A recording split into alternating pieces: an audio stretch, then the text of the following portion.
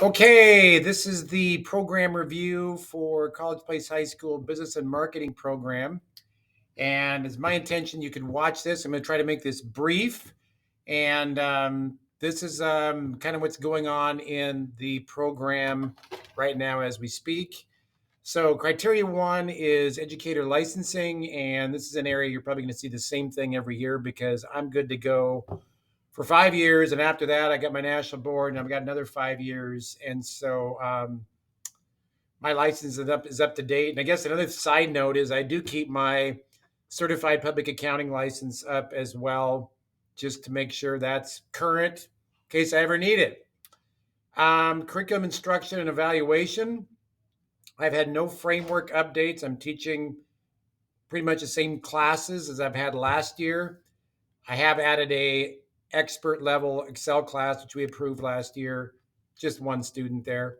But the big news is that we have started college and the high school for personal finance through Central Washington University, for which students can earn 5 college credits. That's been a learning curve for not just me, but our principal and our counselors and everything else.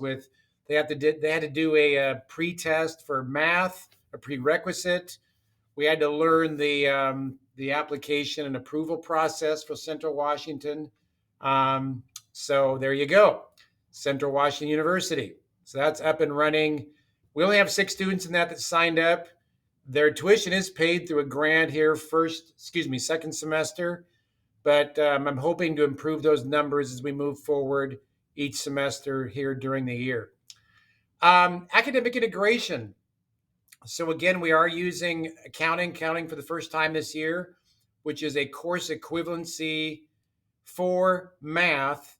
And I've really focused on specifically second semester, focusing on math and specifically Excel concepts with exercises called Think Like an Accountant and Forensic Accounting, where I walk them through an Excel data analysis exercise, and then I have them interpret and summarize in written format that data.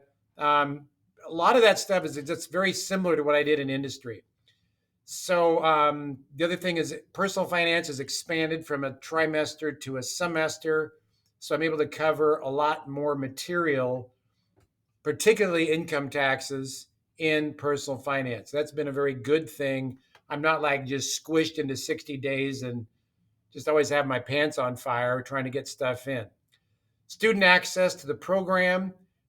We have added a educational assistant, Samantha, this year for our CTE courses, career and technical ed. She has not been in my classes though, so that's just kind of give an example that we're really trying to give access to Spanish-speaking students, special needs students, that kind of thing in our classes overall, our career and technical ed classes overall. I do all the messages that I send out that are important, i.e. announcements, things about college and the high school, for example, all the stuff I send out to parents. I do use Google Translate and send that out into languages. And I'm very careful to have randomizing in my class as far as calling on students. I use my handy dandy cards here, index cards with kids' names on them so I can learn their names. And so when I do random call out, I just pull the cards out, shuffle them, and away we go. All right. Let's see here. I've made some case by case accommodations for distance and hybrid learning students. Again, I have created a ton of YouTube content. So if students miss a class, it is all there online. Personal finance, Microsoft, and accounting. I've invested hours of time in instructional videos for accounting. And the other thing with equal access is I'm always trying to focus on minority populations and giving them access and promoting to those populations for future business leaders of America. All right. Accountability. I have used Screencastify, which is a fantastic program. So I'll get a student assignment, say it's a cash flow spreadsheet for personal finance where they're managing their budgets in a Google Sheet. Rather than type up a whole bunch of feedback. I use Screencastify like I'm doing here, hit the record button, record a short video, and give that to them as feedback.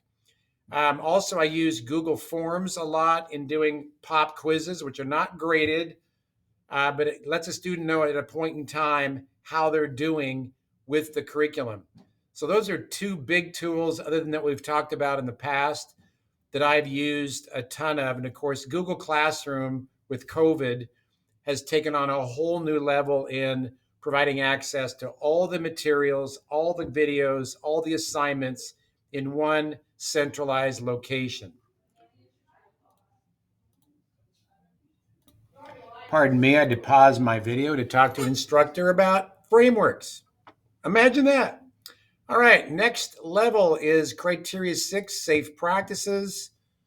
Again, probably the biggest thing is we are rotating our equipment every 5 years to keep it up to date. I'm in an office environment. We have wiring, and that's probably the biggest thing is making sure the wiring is safe and that the chairs are safe and that kind of thing. Pretty low key on this one. Facilities, number 7, again, we got a rotation, and I did update about 10 to 12 monitors in my room. So they're all the large video monitors. Some of them have graphic capabilities, but that helps for students. They wanted to like split their screen and have like the assignment on one side, maybe the instructions on the other. That helps a lot for that. I don't know why I didn't have that before, to be quite honest with you. Instructional materials. Screen or personal finance is an area that I'm always looking to find new materials for. And example is there's a product called Stukent. They've been reaching out to me, and they have a simulation I'm going to be reviewing this spring. And also there's next gen personal finance. I want to look into that too. And I do attend state conference frequently. I'm kind of going backwards on this one here, but I attend state conference frequently to get, here's the latest and greatest materials, teaching techniques, ideas. I usually come away with about 2 or 3 nuggets from those. And then I just kind of use different things, like personal finance. I use different tools, online tools, things that I find are kind of cool. I also use ExamView, which is electronic testing, which the kids just did last week. So I'm using all kinds of really technology to give the students access to the curriculum. Leadership and employability.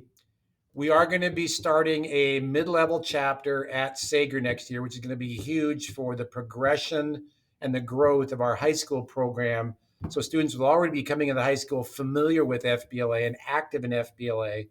And I think that's going to have an impact overall on our program. And I really think that our accounting course is an opportunity for students that want to be accountants or entrepreneurs to really connect with an industry specific course, if you like. Now, we haven't gone super gangbusters as far as coverage of the curriculum. We will get all the way through to covering payroll this year. I mean, all the basic charted accounts, the whole accounting cycle, all that stuff, various journals and ledgers and things like that. It's taught on a very manual basis, which I like the theory behind that. But as I've taught this year, I'm just kind of waxing poetic here.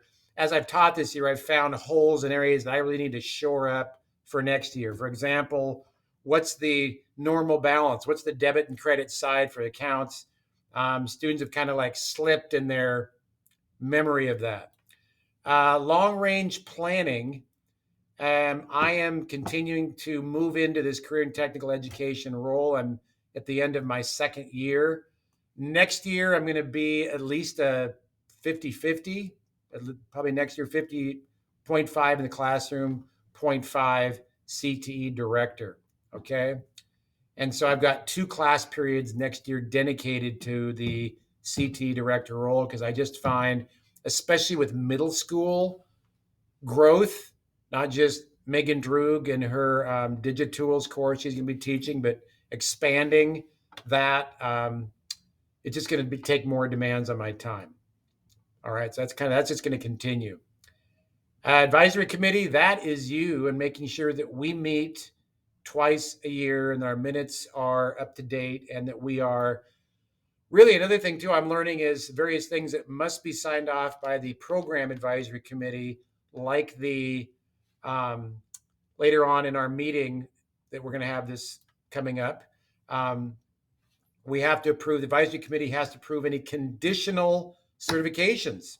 I didn't know that. I thought with the general advisory could do that. That's you guys. You have to approve that for like Megan's certification program for the middle school CTE. So you have an important role here, and I always want to make sure that I am giving you opportunity to speak into the program and say, hey, how come you're not teaching this? What's going on there? Why are you buying that? That kind of thing.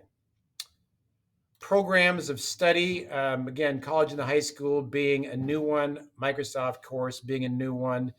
And here's an area, as I'm just kind of doing a side here, as a CT director, there are actually graduation pathways through career and technical ed that I'm wanting to expand, not just for business and marketing, but for our entire school, to give kids actually graduation alternatives through career and technical ed by taking two courses, 2 full years of coursework in a particular area of concentration can actually qualify as a graduation requirement. So that's something to be expanded on in the future. Certification, work-based learning. Um, Again, I'm applying, especially like with accounting, but all my other classes as well. I'm constantly applying my industry background and just doing anecdotal, hey, this isn't like just some theoretical thing we're doing. This is something I actually did in industry. Here's a situation I came up against, or my experience with personal finance, just as a on a personal level. Here's some mistakes I've made. Here's something I learned that I never knew before. So I find myself, as far as practical application, constantly going to draw from my background. Also, trying to expand the certification opportunities for my students. I want to try to incorporate precision exams, which is kind of a generic certification exam, which may or may not have some serious weight out there, but our state is kind of trying to decide if that's something they want to approve or not. But I also want to research specifically next year, kind of once I get a feel for how the curriculum will flow, if QuickBooks is something we could do next year in accounting, or maybe make it a second year type course. All right. Career guidance, where again, there's a big magnifying glass on work based learning reporting. So, what that means is in our classrooms, incorporating guest speakers and career opportunities into our courses to connect kids with potential job shadow or resume building or guest speaker coming in or whatever, all these different things to connect them, that course, with here's some options you can look at related to this particular field. That is an area that is a new data tracking measurement that we have to cover this year and in future years. Program evaluation. The one thing I added this year was I did, in trying professional development, not just for business and marketing, but for our whole career and technical ed program.